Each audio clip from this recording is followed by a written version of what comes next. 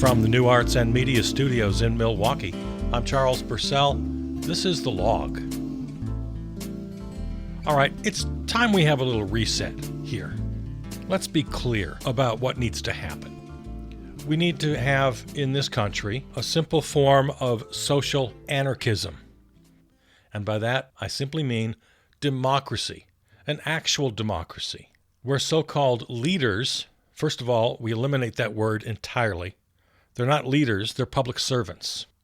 I'm not going to speak for all anarchists. I'm not king of the anarchists, which is an oxymoronic title.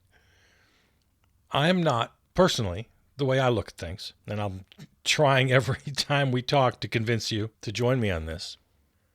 I'm not opposed to some sort of representation. We can't have 340 million people vote on every detail. So no, I'm not opposed to having some sort of representative government. That's fine. But the very minimum standard is that they have to represent the people, which is not radical. It's the most reasonable expectation there is. But we haven't met that expectation ever. We're certainly not meeting it now. So let's bring it to today's headlines to illustrate what I'm talking about. We're heading for another shutdown. February 13th is the deadline. That's the next deadline for funding the government. The Republicans and the Democrats, two parties which we shouldn't have. We should have either no parties or 100 parties, but we shouldn't have two. They've managed somehow, mostly through the caving of Democrats, because that's the MO now. They've managed to fund about like 90% of the government, or 99%. They got all these separate spending packages through the regular order. Okay. What's going to hold things up to cause another government shutdown? Department of Homeland Security, and specifically ICE. They want more tens of billions of dollars on top of the hundreds of billions of dollars they've already got to wreak havoc across the country, to harass people in their neighborhoods, to kill people on the streets. I don't have to go through the whole litany for you. You know what's happening. Building hundreds of concentration camps across the country to hold hundreds of thousands of people at a time. So the Democrats are simply asking that DHS follows the law, basically. They're asking them to come back within the scope of lawfulness. That's all they're asking. It's a very tiny ask. It's a lot less than I would ask for. Take off the masks, put on a badge, drop all the paramilitary paraphernalia, wear normal cop uniforms, identify yourselves. You must have a judicial warrant, that is a warrant signed by a judge with a specific person and a specific crime and a specific address. That's the law that every other law enforcement agency, local, state, or Fed, follows. Everybody. ICE, DHS, is unique. They're the only ones getting away with this crap. Don't allow them to racially profile. Again, every other law enforcement agency in the country, in the world, this is a minimum set of standards. It's all the Democrats are asking for. And if we had anything that looked like a democracy in this country, that would be the case. Because if you ask Americans each one of these questions, you'd get 70%, 80%, 90% approval. This is what Americans want, is anybody with any sense wants. But because one man, racist, lunatic, sociopath Stephen Miller, and his big, fat, orange meat puppet don't like it, then an entire toady Republican Party is going to pretend that they don't like it. So they're going to shut down all of DHS, which also includes things like disaster relief and airline safety. We got lots of things to do. So this problem, right along with, name the problem, every one we have, it really comes down to having no democracy. It comes down to power concentrated in the hands of just a few people, which of course includes the whole role of money and finance within the power structure.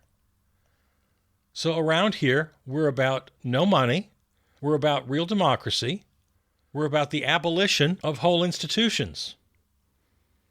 Public safety, the entirety of it, has to be completely dismantled, stripped, and rebuilt on a small d democratic model. So yeah, let's get back to basics here. Let's get back to basic social anarchism, basic small d democracy. The whole Epstein debacle would be impossible, would be unthinkable in a world where money wasn't allowed to make all the rules, where rich men can get away with literally anything. You think we can just keep the system as it is and pass a few more regulations? Well, if we just pass a few more laws, I'm sure they'll be good. No, we have to make the very notion of rich people and poor people, powerful people and weak people, any sort of economic or social class, we have to make that all impossible. The other thing on this upcoming shutdown, I tune in, I monitor corporate media.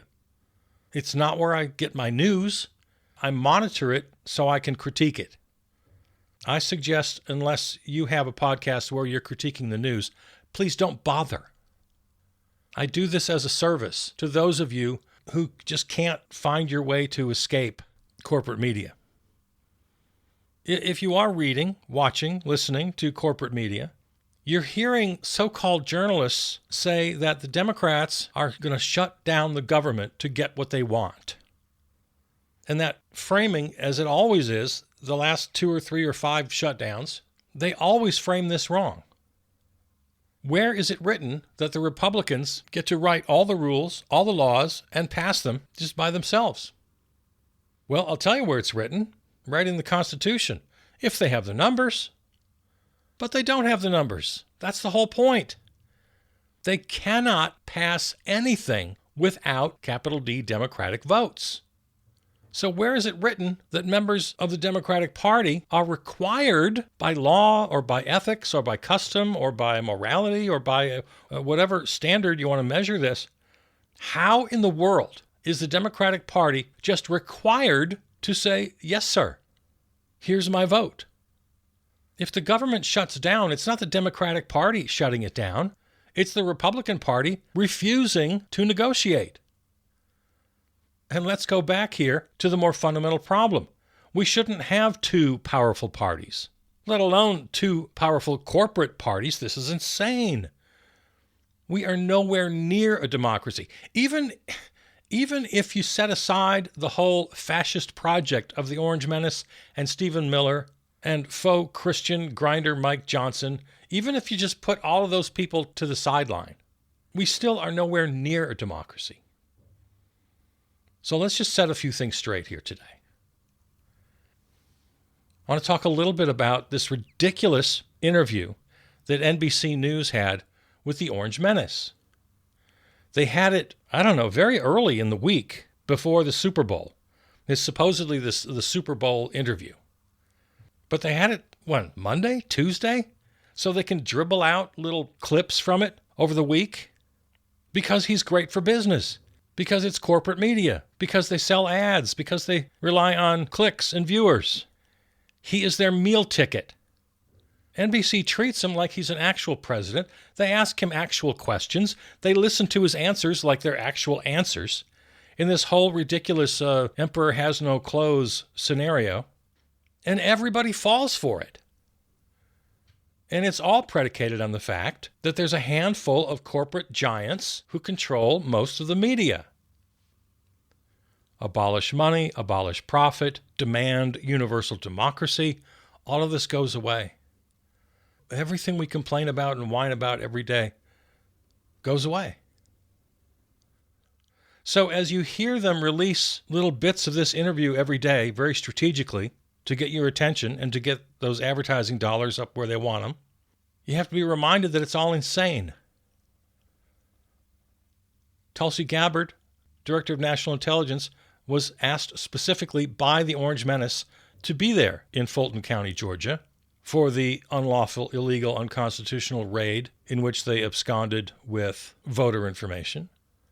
Gabbard's statement was that she accompanied senior FBI officials, quote, under my broad statutory authority to coordinate, integrate, and analyze intelligence related to election security. That's a lie. The only area where her portfolio overlaps with elections is seeing to it that there's no foreign interference. She doesn't need to be going to Fulton County to grab paper ballots. And then a little more drip drip of this NBC interview. He talks about how the states are agents for the federal government. He has no idea. He's just so ignorant. He actually believes he's like the boss on the flow chart of America. He's always talking about running the country. He doesn't run the country. He has no concept of public service. His brain is just broken. It always has been. People say he's got dementia now that he's getting older. Yeah, I suppose that's contributing to it, but he's always been this way. You know what he's got? He's got a brain like a dog's brain. Now, dogs are sweet, mainly. He's a mean, snarling junkyard dog. But the reason I bring that up because you don't blame a dog because they can't see color. They're colorblind. They just can't do it. And unlike humans, dogs have this limited, what they call theory of mind, meaning they don't fully grasp reality in full. That's why you can fool them with the fake throw. You know, you're playing fetch. You pretend to throw it and they get all confused. It's just their brains work in a particular way. They react based on appearances and expectations. They get a dopamine rush. That's him.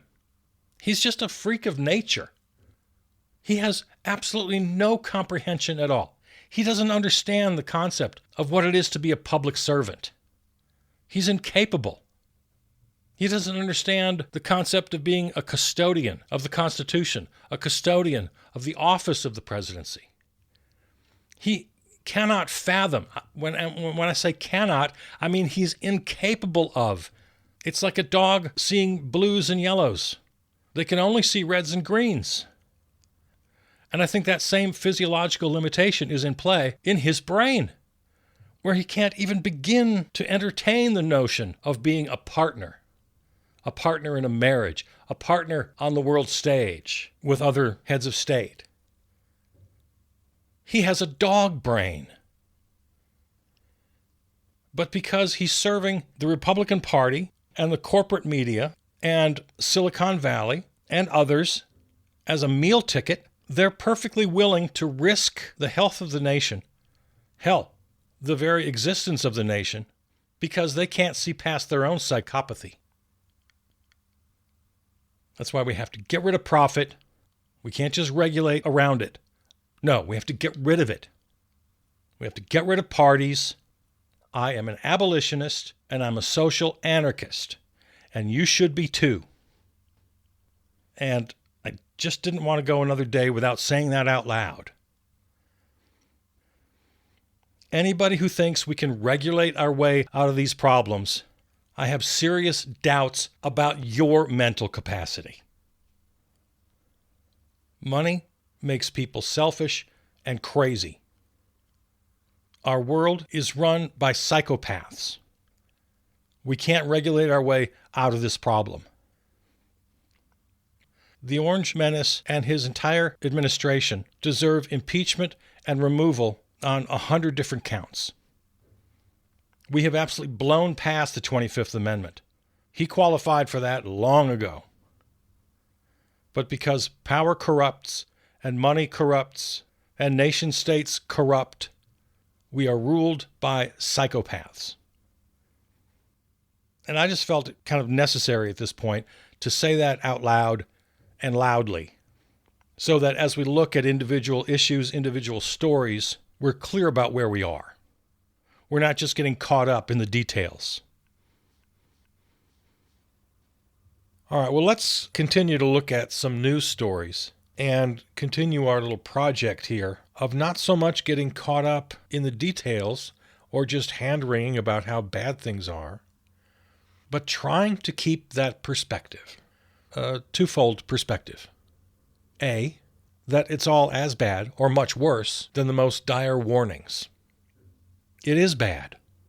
And I'm not stressing that to participate in some sort of disaster porn, because just way too much of what we're seeing and hearing is exactly that. There's a sense of hopelessness inherent in the very delivery of these stories and how bad it is.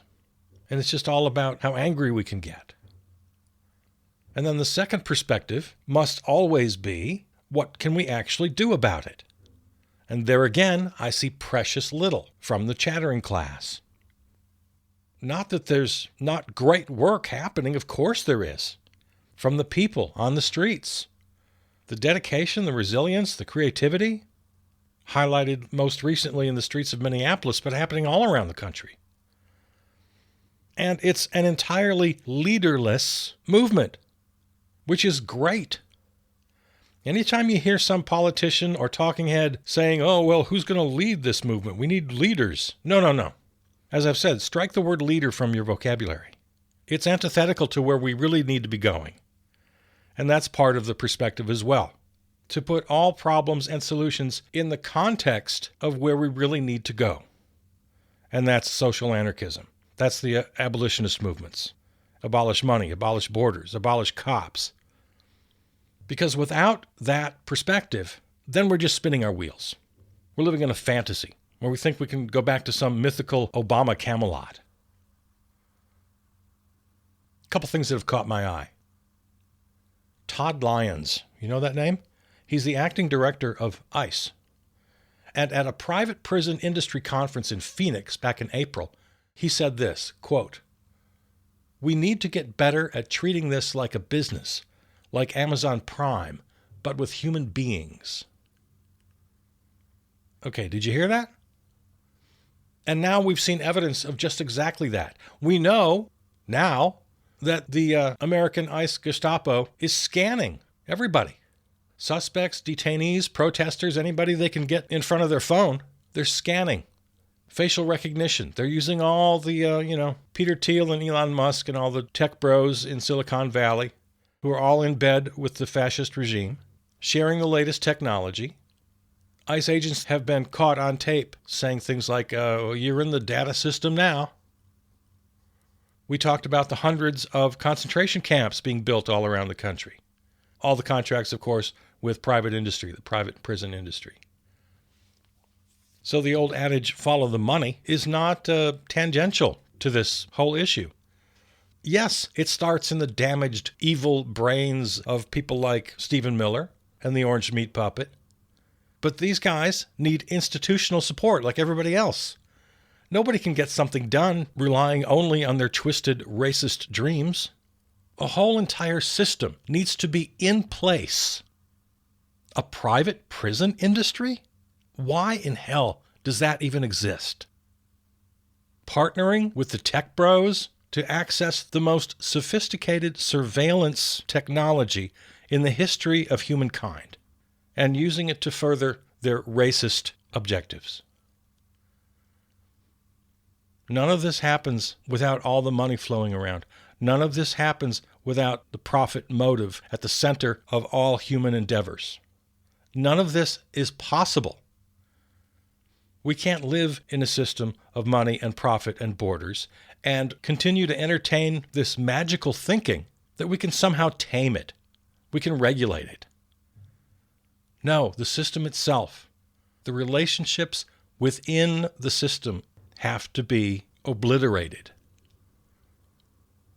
I saw one report that there have been at least 15 separate incidents of guns being discharged by ICE and CBP agents, even before the murder of Renee Good, almost entirely at drivers. And in the official reports, they always say the same thing, that they were being attacked, that the drivers were using their cars as a weapon. So it's a standard lie. There have also been several incidents of ICE ramming into cars. And then the official story then is the opposite, that the protester, or more likely a legal constitutional observer, or even more likely just an innocent person driving their car, that they were the ones who rammed into the ICE vehicle. They turn it around. Many cases. A 10th grade boy in one of those cases was beaten brutally, had to go to the hospital for emergency treatment. He was a citizen, by the way, which they found out eventually. Released him eventually after a few hours, just dropped him off back at his house. They didn't take him to the hospital, his family did. They stole his phone, which also is becoming a common story. The phone was eventually tracked down to a kiosk where you can sell phones. So I'm sure they gathered whatever information they thought they might need or want from the phone, and then they basically just stole it and sold it. And some ICE agent pocketed $100, I don't know. More and more of these stories are being revealed all the time. These are just a few examples. ICE agents are abducting people, leaving their cars abandoned. Yeah, they drag people out of their car. They break their windows, drag them out, take them away to parts unknown, eventually some concentration camp 1,000 miles away. And they leave their car sitting there with the broken window and the door open. They just abandoned it in the middle of the street. Dozens of cases like this.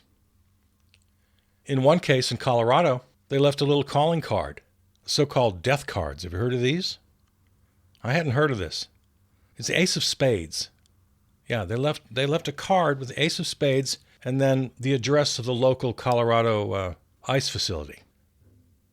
What I'm hearing here, what I've learned, is that the Ace of Spades, the so-called death card, is a symbol with a long history in racist and military intimidation. Yeah, it goes back to Vietnam. I guess soldiers would sometimes leave the Ace of Spades on dead bodies or in areas where Viet Cong fighters had been killed as a form of psychological warfare.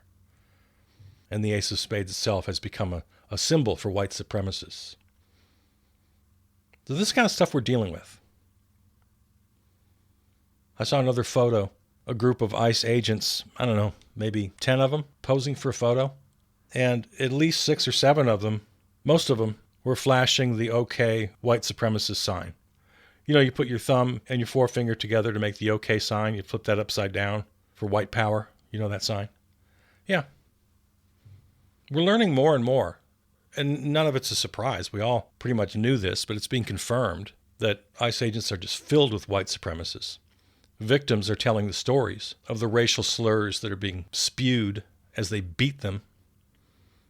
The woman who testified before Congress last week, shot 5 times.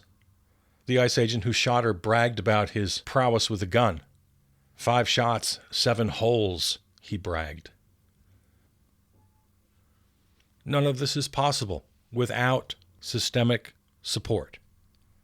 Hundreds of billions of dollars approved by Congress, policies and initiatives that would never, ever pass through any real democracy.